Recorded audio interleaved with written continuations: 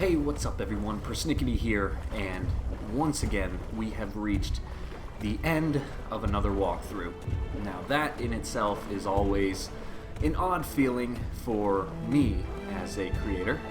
We are moving on to part 10 in Rime, and this is going to be the final level and the final cutscenes of the game. So everything in this video is going to lead up to the end of the game. So there will not be a part 11. And as a walkthrough maker, I always have mixed feelings, mixed emotions when I reach the end of a walkthrough. On one side, it feels very good. You know, I put all this work into it, and this game is a little different because this game wasn't challenging, but this game was fun, and you know, whether the game is hard or not, making a walkthrough still takes time and effort. You know, I have to play the game once so that I learn it, and then I have to play the game a second time so that I can give you some efficient gameplay. And so that, and along with all the voiceovers and all the thumbnails and all the, you know, video uploads and stuff, it's always a satisfying feeling to complete a walkthrough because you feel like you really did something, and in the sense that, you know, the videos that I'm making are going on YouTube where they will essentially live forever. So it's always a very good feeling to finish a walkthrough. However, it's also sometimes a sad feeling because when you finish the walkthrough, for the most part that means that you're done with the game. You know, this game in itself doesn't necessarily have a lot of replay value in my opinion, but it was still an enjoyable experience, and I know that now that this walkthrough is over, the chances of me picking up and playing this game again are slim to none. So in that sense, it can be also a slight down feeling, but real quick a cutscene, and then I'll get back to that.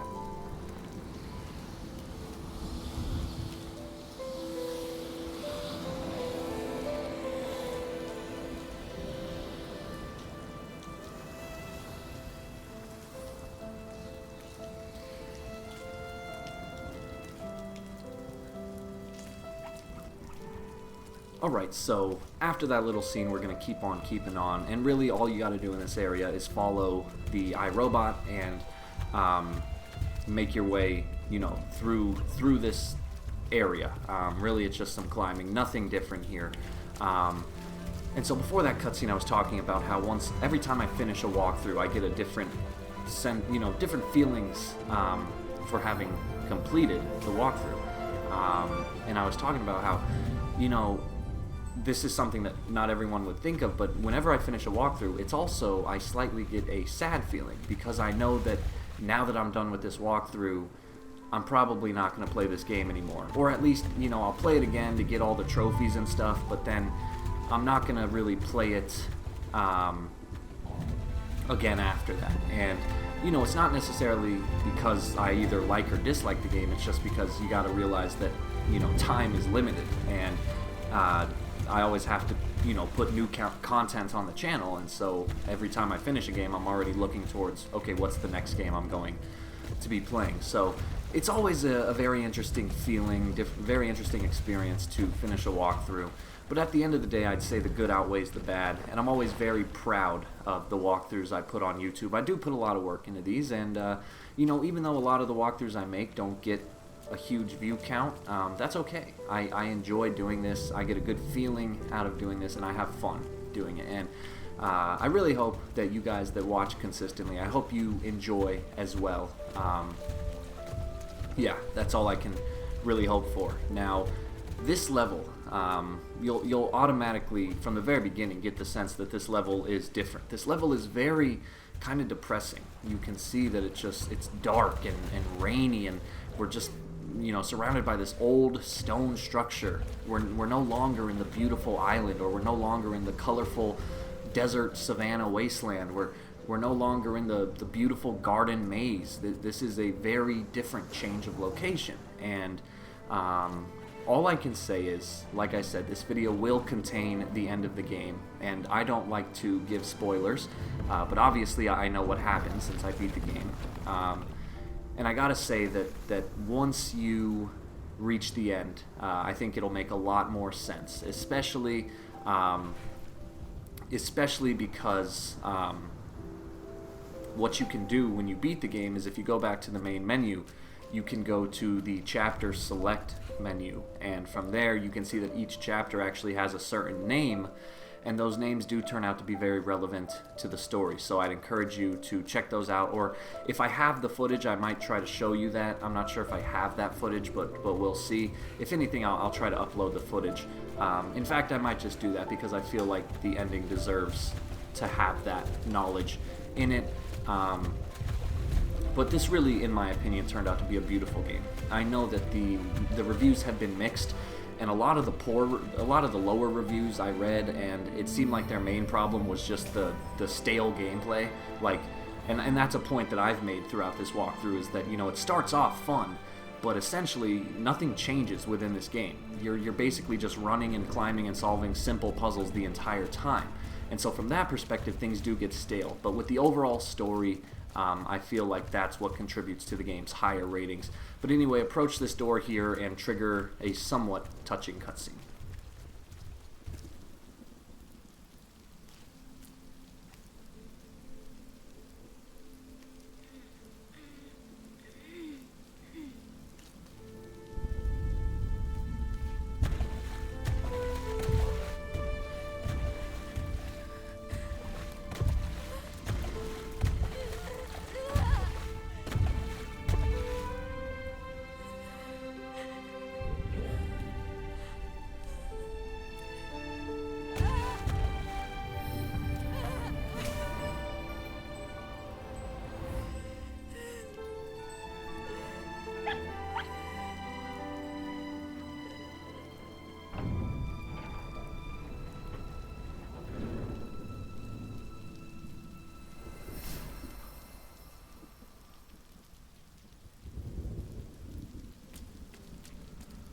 Alright, so now we are on our way, and we have an objective here, which you can see in the title of the video, which is the 4 boy statues. Now, if you remember, the first video in this walkthrough was called the 4 fox statues, and that is because we had to find these 4 fox statues in order to complete the puzzle.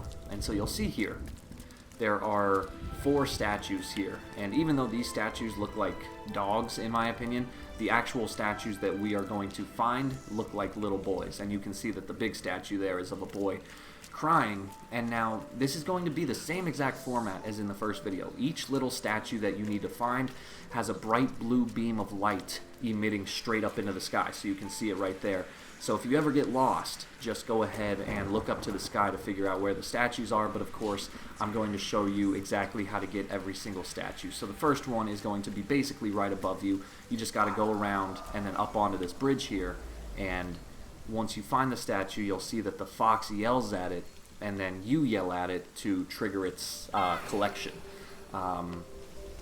And so now you're just going to want to follow this path. So this area here, it's actually just one big circle, and you have to go around this circle from this perspective in a counterclockwise fashion. So just like I said, follow the exact route you see me taking here. There are a lot of different routes you can take. Of course, there's going to be collectibles strewn about, but I'm just going to kind of show you how to get from each statue to the next. And you know, one interesting point that I want to point out is notice that these shadowy figures, notice how they are neutral now. So when we first came across those guys, they would run away from you. They were afraid of you.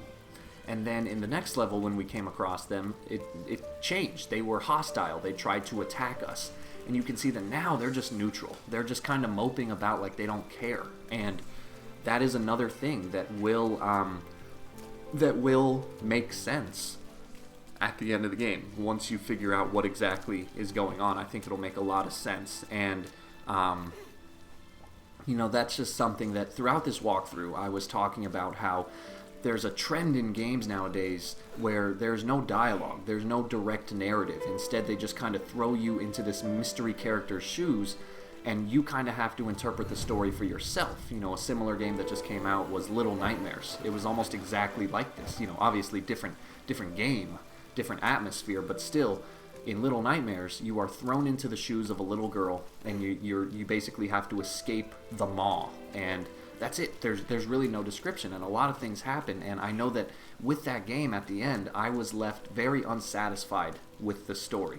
I felt like it was just too ambiguous. And in fact, if you go and look up on Google Little Nightmares Explained, you'll find hundreds of different theories and explanations, and that is because that is a side effect of the fact that there was no direct narrative. And for me, I don't care for that, because I don't like ambiguity in the story. I like there to be a single solidified experience and story for everyone. And so this game, about halfway through the game, before I beat it, I got that feeling. I thought, this is weird. Why am I here? What am I doing? And I thought it was going to be the same thing. I thought that at the end I was going to be very unsatisfied with the conclusion, and that it was going to be ambiguous for everyone.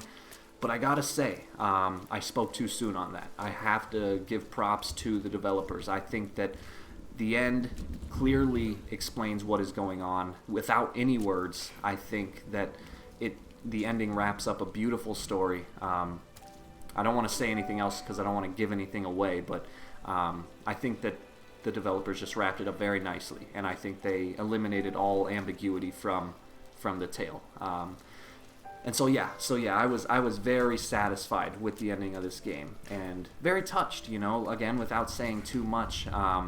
This game, I happen to be playing this game during a time in my life where things have happened that have not been entirely pleasant for me. And, to go through this game and see some of the common themes relating to what I'm going through now, it was just, it was a cool experience, I have to say, and it was very touching. And so I think this game will always kind of now be imprinted in my memory for various reasons. But anyway, so there you go. You're going to get the next statue. I don't want to get too deep or emotional with this. But one thing I'll point out is that you'll notice that this video is going to be about 26 or 27 minutes long. However, I'm going to stop my commentary at 21 minutes, and that's because the final 5 minutes of the game, even though it's not all one continuous cutscene, I feel like it's just better without commentary. I feel like it's something you're just going to want to watch and experience for yourself without my input. And so what I think I'll do is, at the end of the video, you'll see that 5-minute ending, and then at the end of that, I will include a little outro where I basically wrap up the walkthrough and I show you what I was talking about earlier with the chapters in the chapter select stage. So if you want, make sure you stay till the end of the video so you not only get the ending, but you also get my little outro and brief explanation of what's going on in the story, in case for whatever reason you happen to have missed it. But so anyway, after you pull those two switches, you're going to climb up here, and now you'll be able to basically crawl your way, or climb your way, I don't know why I said crawl. You'll basically be able to climb your way to the fourth and final statue. You can see it's pretty easy. Nothing in this game is necessarily challenging. And that's another reason why, one opinion I still have, even though I enjoyed this game, and even though overall I would give it a positive review, I still would say that it was not worth $30. I would have to say that if you're thinking about getting this game, I would definitely wait until a price drop occurs. And the main reason for that is because the game's just not challenging. You can run through this game and run through basically every puzzle in just a couple of hours. In fact, I was a little concerned because I remember reading an interview from the developers of this game, and they said that the length of the game was 8 to 10 hours. And I haven't crunched the numbers exactly, but I think if you sum up all the time in these 10 videos of my walkthrough, I think it only comes out to like 3 hours, maybe 4. Again, I don't remember exactly the numbers, but it has to be somewhere around there. It definitely was not 8. Now, of course, if you happen to go after all the collectibles and stuff and do a lot of exploring, sure, you can easily spend a lot more time than I did, but the bare minimum of the game is not, in fact, 8 hours, so don't let that fool you. So that's one of the main reasons I think that you might want to wait for a price drop. But anyway, once you have unlocked those 4 statues, you're going to now return to the big boy statue and do the same exact thing. And once you get up here and yell at it, you're going to trigger what I consider a little emotional cutscene, and so I will let you experience that for yourself.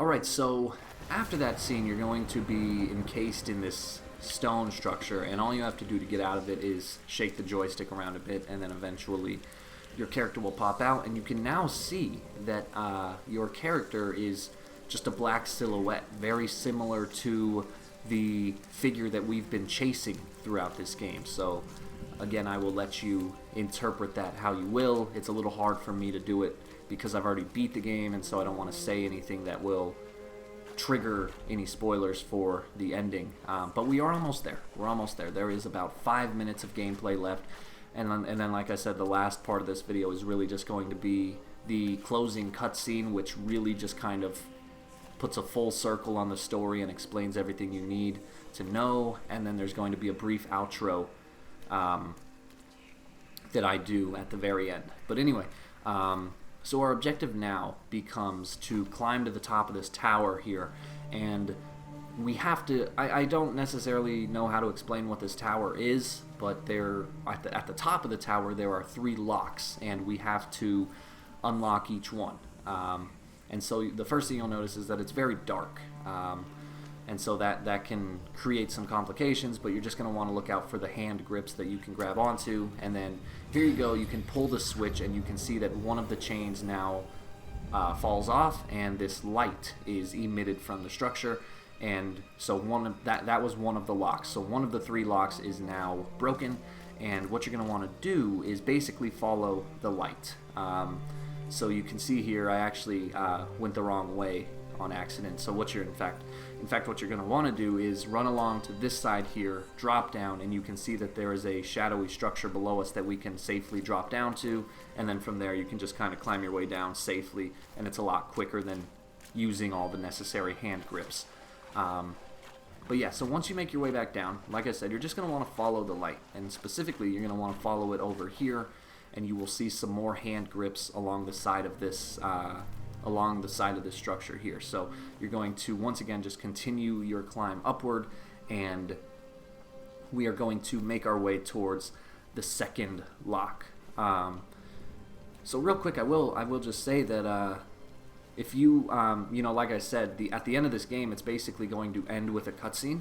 And so if anyone wants to discuss the story, of course, feel free to leave a comment below, letting me know, what did you think of the game in general, or if you're not playing the game, what did you think of my walkthrough if you've been watching the whole thing? How did you interpret the story? When was the first point that you started to guess what was going on? Because some people, they might not realize what's going on until the very end. Some people might have had an idea of what was going on earlier in the game, and so I'd love to know kind of when you started to realize what was happening, how you interpret the story, your general review of the game, anything like that. As always, I'm always interested to discuss those things and really just kind of hear what other people have to say about them. I know for like Little Nightmares, like I was talking about that game earlier, and I thought the ending was just very ambiguous, and a lot of people left comments in my videos giving their ideas of what was going on, and I really appreciated that because I felt like people shared some really good points that I had not considered, and so I think that's always really interesting. And of course, that's one of the main reasons I love YouTube, and one of the main reasons I started my channel. My intent has always been to create a good atmosphere, some online community for gaming, and so far I'm very pleased with how that's been turning out. I think that my viewers are pretty good.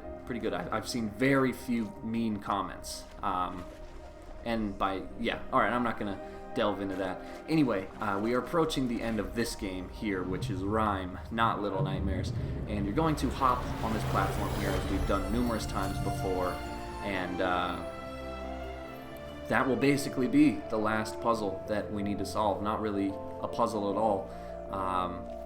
And so from this point here, you're just going to run down the spiral steps, or the spiral ramp, and eventually you will find yourself at the bottom, and you will need to go into one more doorway of light, and that will trigger the ending cutscene. You'll notice there how I ran into that wall. Don't worry, if you do that, that will not affect you in any way. For a second I thought somehow my character might get stuck up there, but you see that your character will automatically appear down here, and now you just need to run to the very end of this chamber, to basically trigger the last little set of gameplay and cutscene in the game.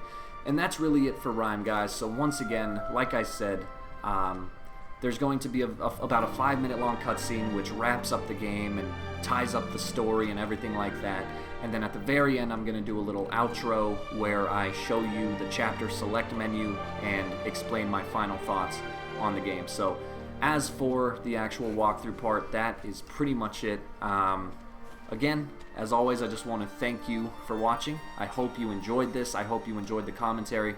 Feel free to leave your thoughts, your critiques, your opinions in the comments down below. Like and subscribe if you get the chance. And there we go. Rime is basically now finished. I will see you in the next game I make a walkthrough for.